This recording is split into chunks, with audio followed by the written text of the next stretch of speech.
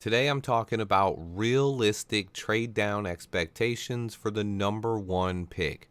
The first thing I want to say is let's go Bears, number one pick, baby.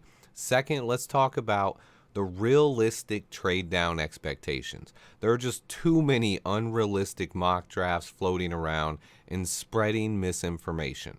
A couple of things I wanted to quickly address. First, it is highly unlikely that we will get a player when we trade the pick. It's way more likely that we receive a bounty of draft picks. It's not impossible. There just isn't much precedent for it in the NFL. Next, I quickly just wanted to say that if we only move down one pick, we will not get a bunch of first round picks.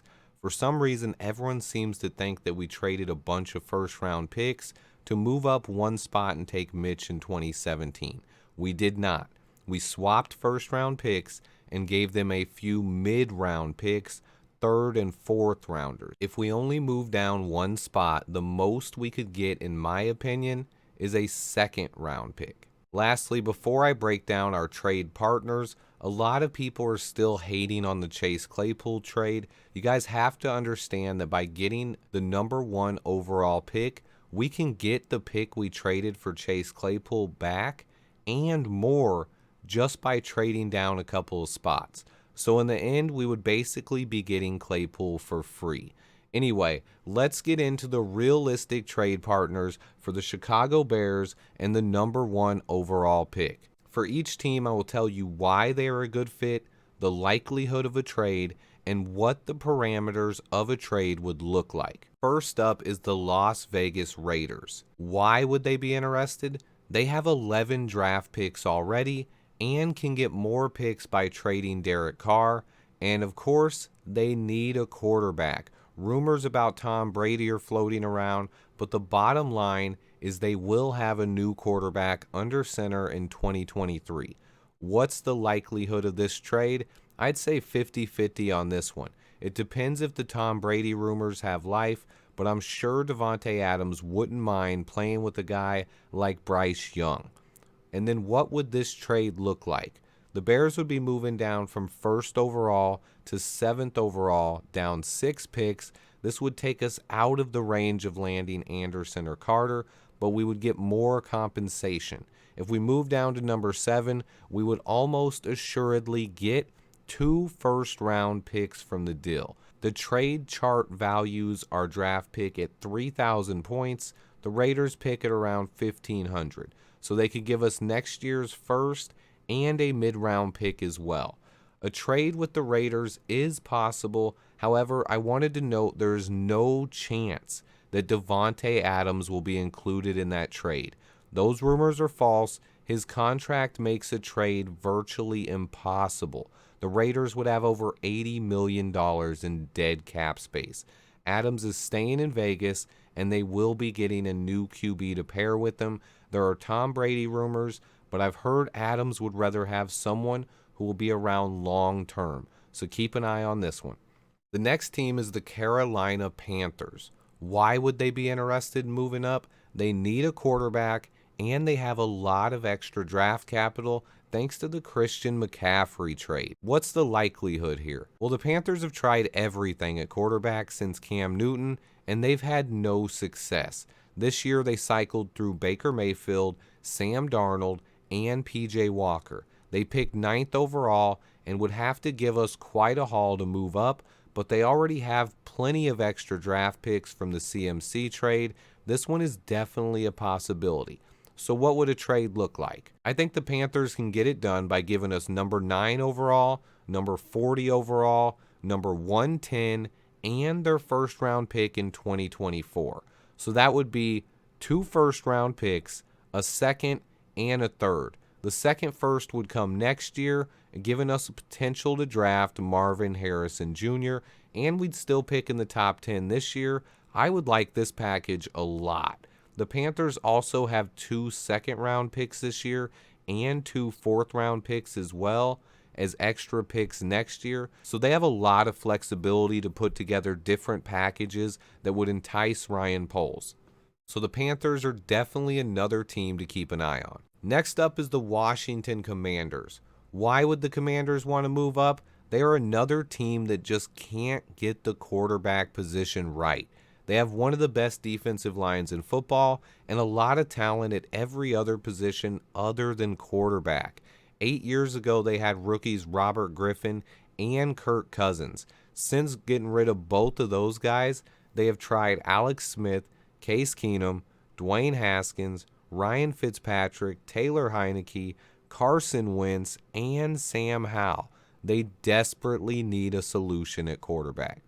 What's the likelihood here? Well, the Commanders don't pick until 16th overall, so this would likely have to be a massive deal, making it slightly unlikely. However, considering how desperate they are for quarterback, I can't rule this one out.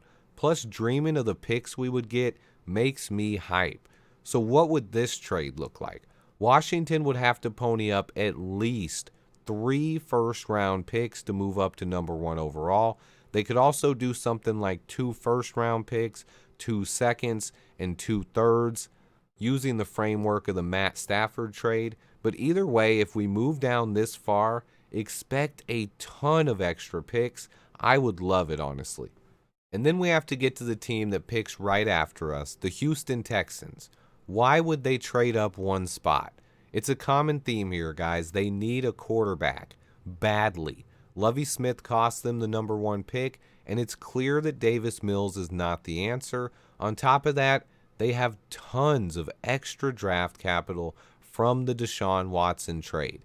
So what's the likelihood? This all depends on how the Texans view the quarterbacks in this draft. If they're comfortable with Bryce Young or CJ Stroud, then they don't need to trade up, and they can just wait at number 2 overall and take whoever's left.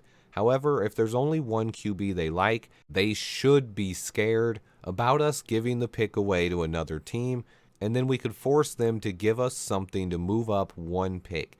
It's definitely possible. But what would this trade look like? We most likely would not get a first-round pick to move down 1 spot. It's just not worth it. I think the highest we could hope for in this situation would be getting the 32nd overall pick, which is kind of a first-round pick since the Dolphins forfeited their pick. The trade chart also works out well for getting 2 third-round picks. Getting a second or 2 thirds to move down 1 pick would be a huge win in my opinion.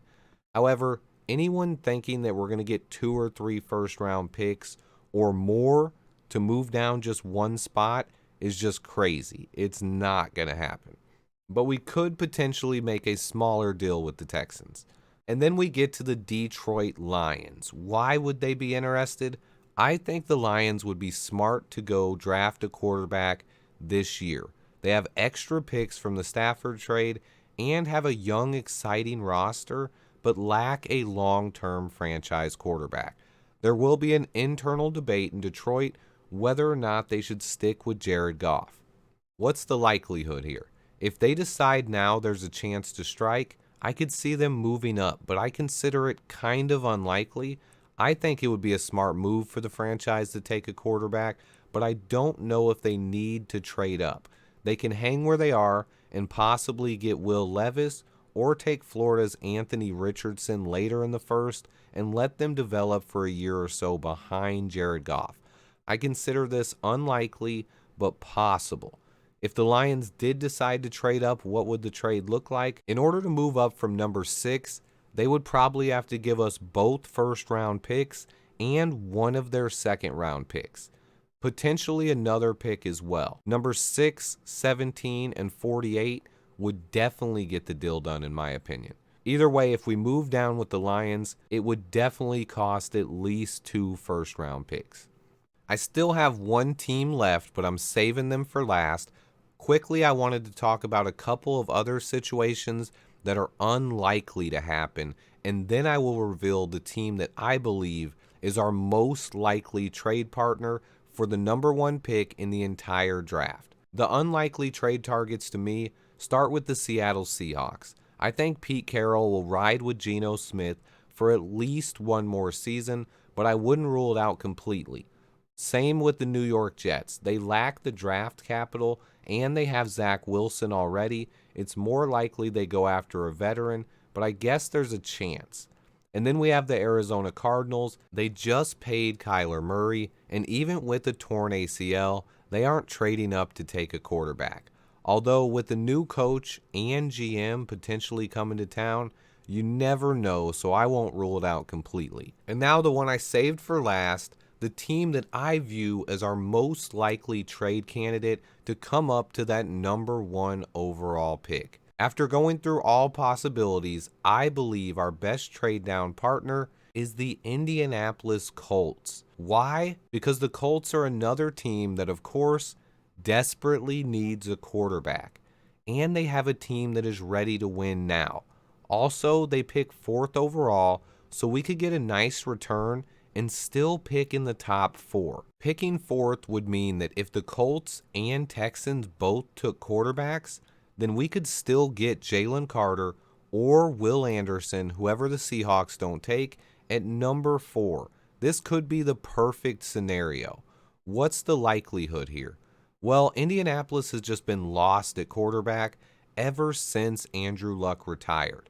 They have tried Jacoby Brissett, Phillip Rivers, Carson Wentz, Matt Ryan, Nick Foles, and Sam Ehlinger. They have a team built to win but lack an option at franchise quarterback. Chris Ballard, the Colts GM, knows Ryan Poles from their time working together in Kansas City.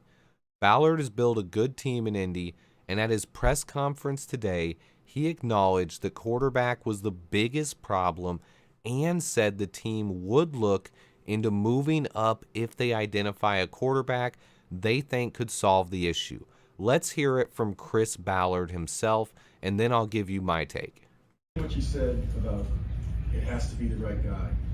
If there's a quarterback in this draft that you think is that guy, would you move heaven and earth to get him? Would you go up to number 1? Yes, I'd do whatever it takes. If we thought there's a player that we're driven to get that makes the franchise and the team better, that's what we would do. Well, look, I mean, looking back, on it, I mean, when you're changing quarterbacks every year, it's tough. It's tough on everybody. It's tough on, the team. And, not getting that position settled, has a little something to do with it. And that's no indictment on any of the quarterbacks we have. To me, that sounds like a guy who is tired of bringing in journeymen at quarterback and wants a franchise guy. Since Andrew Luck has retired, they've had no luck at quarterback. Does Chris Ballard believe Bryce Young is that guy? Or maybe even CJ Stroud? I hope so, but I don't know. If the Colts do decide to make a move, this would be the perfect trade down spot in my opinion. We could pick up extra picks and still have a good chance at taking Will Anderson or Jalen Carter or even Miles Murphy if Ryan Poles likes him better, or we could move down again. What would this trade look like? This one's a little tricky. Giving us number 4 and a 2024 first round pick might be enough, but I would also want a mid-rounder. Moving down 3 spots and picking up a first would be awesome. If we could get 2 first-round picks and the Colts' 3rd-round pick this year, I would be all in. If we could somehow convince them to move that up to a 2nd-round pick and get number 4, 36, and a pick next year, that would be a steal in my opinion, and I would be all in. We can't take Chris Ballard and Ryan Poles' previous relationship for granted either. This could be a win-win for both teams, and considering their friendship, this is definitely a realistic possibility. The Colts need a quarterback desperately, and we need a trade-down partner.